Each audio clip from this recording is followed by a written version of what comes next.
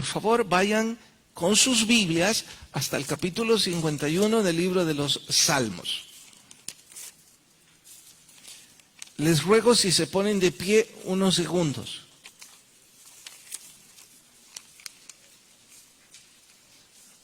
Al final de cuentas, si alguien me juzga, tendrá que juzgarme de demasiado material y no de no haber leído la Biblia. Salmo 51 dice, arrepentimiento, vamos con las letras negrillas desde el título, arrepentimiento, plegaria pidiendo purificación. Al músico principal, Salmo de David, cuando después que se llegó a Betsabé y vino a él el profeta Natán. Paréntesis, voy a parafrasear todo lo que antes dijimos. Esto significa que el Salmo 51 es otro de los salmos penitenciales. ¿Qué significa eso? Bajo penitencia, bajo culpa. ¿Culpa de qué? Haber cometido adulterio con Betsabé. Y luego haber asesinado al esposo de esta. Encontré un historiador que dice que los predicadores somos un poco ingratos en decir que es homicidio, porque en época de guerra, pues, cualquier cosa se podía esperar. No vale la pena que intentemos disfrazar el horrendo pecado de David. Lo que importa fue su corazón. David quería a Urías muerto para quedarse con su mujer. Eso es homicidio y es reprochable. Tanto así que su corazón se quebró. Y esa es la razón por la que le supliqué a Giovanni que pusiera café y miel en sus manos. Son dos cosas limpias por sí solas, aún mezclándolas en sus manos no iba a ser nada antihigiénico, pero sí iba a ser incómodo. Y esto era para representar lo incómodo que David estaba en toda esta época en que no confesó su pecado. Los estudiosos creen que fue un poco más de un año en que él quiso pasarse de listo, hacerle creer a todos que Urías murió naturalmente en combate y que consecuentemente él estaba redimiendo a Betsabé. Era digno de aplausos. Pero lejos de sentirse aprobado por la sociedad, se sentía reprochado por sí mismo. Y su pecado le trajo una cantidad de consecuencias, que son los que vamos a estudiar hoy. De ahí que nuestro sermón se titula Consecuencias del pecado. Pero antes oren conmigo, por favor. Señor, rogamos que tu gracia nos abrace y que podamos todos crecer a través del estudio de tu palabra. Gracias por ser bueno con nosotros. En Cristo Jesús, nuestro Salvador. Amén. Pueden tomar su asiento. Vamos a empezar con el versículo 3. Bueno, vamos desde el verso 2. 51, 2. Lávame más y más de mi maldad. Paren, ¿notan cuántas veces intentó Giovanni sentirse cómodo con las toallas mojadas y no lo consiguió? Y por más que yo le insistía, seguía limpiándose.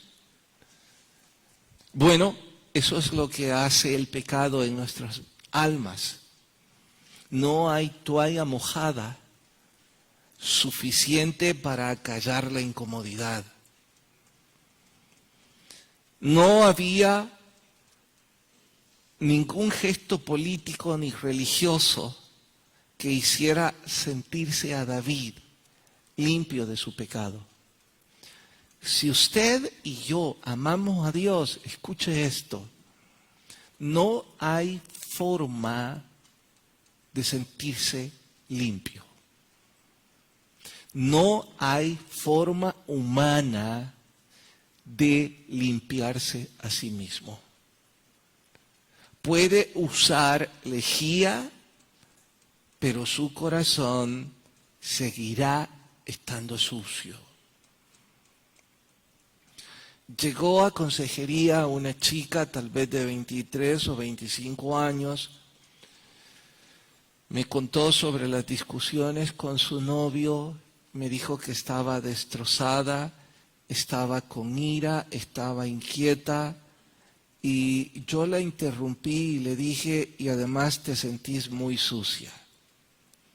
Ella levantó sus ojos hacia mi rostro, empezó a llorar y me preguntó, ¿cómo sabe que me siento sucia? Porque todo lo que has dicho me lleva a deducir que te has estado acostando con él y que ahora no podés intimar espiritualmente. Sus lágrimas fueron inconsolables. Tuve que esperar 4 o 5 minutos hasta que paró. Me dijo, pastor, ¿cómo sabe eso? Bueno, porque la Biblia enseña que así nos hace sentir el pecado, sucios. Y es que si algo rompe nuestra comunión con Dios es el pecado.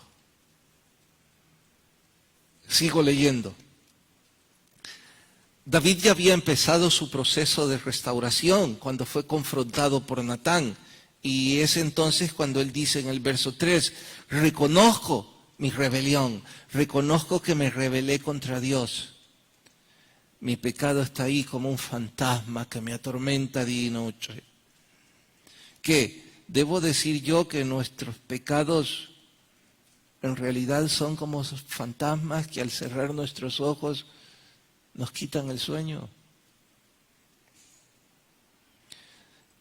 Verso 4, contra ti solo he pecado y he hecho lo malo delante de tus ojos. Un paréntesis, ¿de dónde saca que solo pecaste contra Dios? Si pecaste contra toda la familia de Urías, pecaste contra Urías, pecaste contra la nación misma. Él entiende eso perfectamente, pero él como poeta está recalcando que si bien es cierto que le angustia y le preocupa haber lastimado al prójimo, su más grande dolor es haber ofendido a Dios. Nadie que ama a Dios puede pecar a gusto. Si quiere recordarlo y ponerlo como frase, debería escribirlo. Nadie que ama a Dios puede pecar a gusto. ¿Por qué? Porque ese amor por Dios nos hará recordar que hicimos lo malo. Y cualquiera haya sido los segundos de placer que nos propinó ese pecado, el costo será tan alto. Sigo, verso 5. En maldad he sido formado, en pecado me concibió mi madre. Bueno, ¿y ahora qué tiene que decir? De hecho, la autoestima de David está tan baja, se siente tan miserable, que ahora trae a colación que sus padres también vivían en un hogar disfuncional.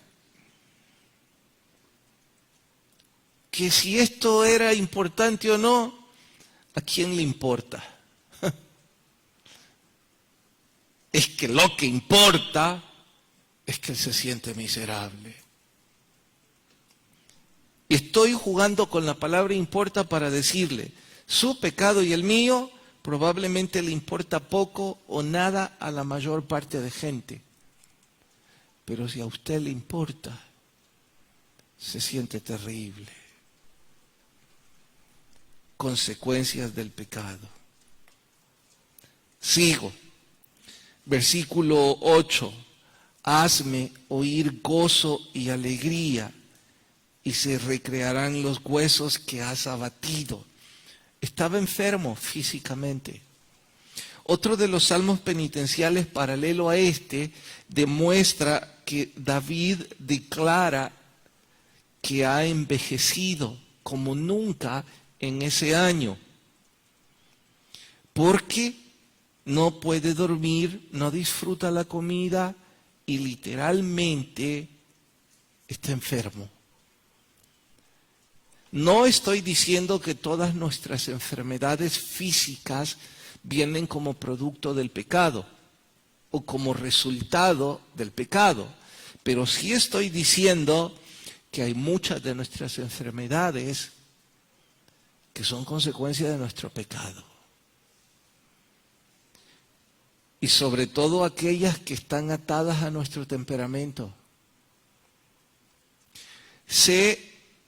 No sé mucho.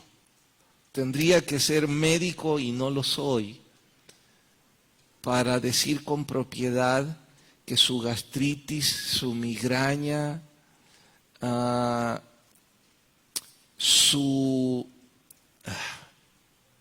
olvido los otros términos, son producto de su pecado.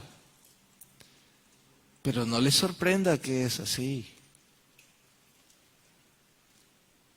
El pecado nos provoca mal humor. El mal humor nos provoca jugos gástricos que destruyen nuestras paredes digestivas. Nos provoca una mala circulación, nos provoca insomnio. Y todo esto es producto del pecado.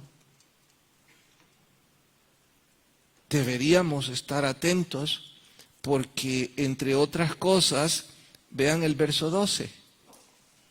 Clama diciendo, vuélveme, ¿qué cosa? El gozo. Es decir, que durante todo este tiempo,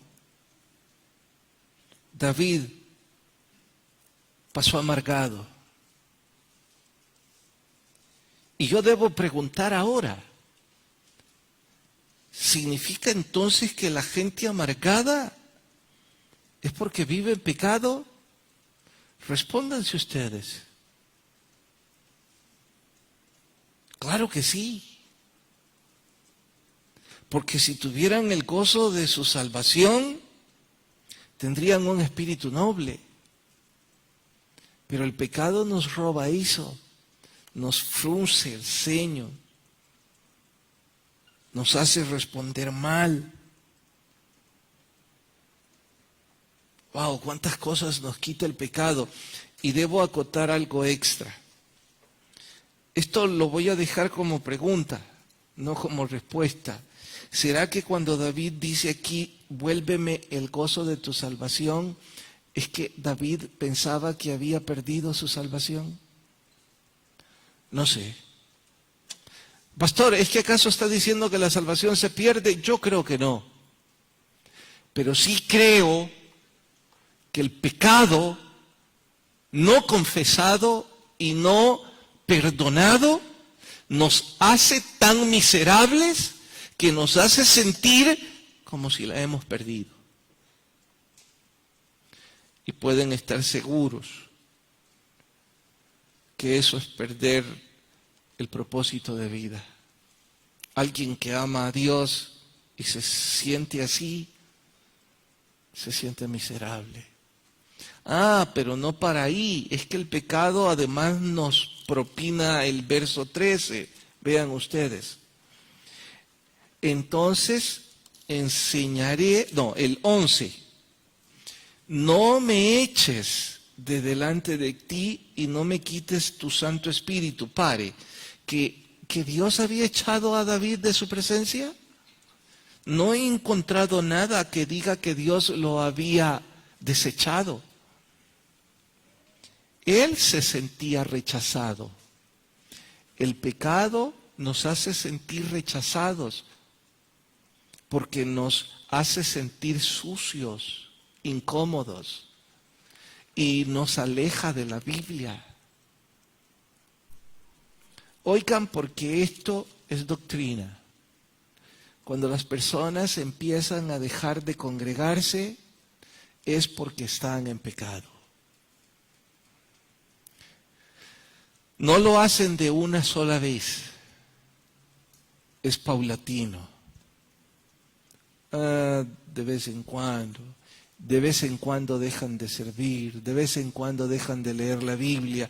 Es que es como una especie de caída silenciosa, hasta que no soportan el ambiente evangélico y no soportan a los hermanos. Es ahí donde empiezan a acusar a otros de hipócritas, porque ellos son hipócritas. Eso hace el pecado. Y si usted tiene un familiar cercano, alguien en casa, que le rechaza a usted, que usted dice, pero ¿por qué te molesto tanto si no me meto con vos al respecto? Porque eso hace el pecado. Nos hace sentir rechazados y como proyección rechazamos a los demás. Las personas propensas a estados depresivos, todos somos propensos, pero algunos caen en estados depresivos mucho más severos y por su personalidad eso es más intenso. Ellos experimentan el rechazo de una forma trágica y casi siempre viene como consecuencia del pecado. ¿Y saben qué, esposas? Satanás ha sido lo suficientemente astuto como para hacerles creer a algunas de ustedes que su marido es infiel y las rechaza porque ustedes son culpables. Pero no es cierto, son tretas de Satanás. Regularmente el rechazado es él se siente rechazado por Dios. Pero claro, es un juego, las insinuaciones inocuas de la serpiente. Bien, versículo 13, otra cosa que nos arrebata. Entonces enseñaré a los transgresores tus caminos y los pecadores se convertirán a ti. Los conocedores dicen que David no escribió un tan solo salmo en todo este tiempo. ¿Por qué? Porque lo más seguro es que ya ni siquiera iba al templo. ¿Por qué? Porque estaba con un pecado sin confesar. Estaba lleno de café y miel hasta el cuello. No podía ser productivo. Él pensaba que Dios lo había rechazado. No había inspiración del Espíritu en su vida. Y creyó que Dios le había quitado el privilegio de servir.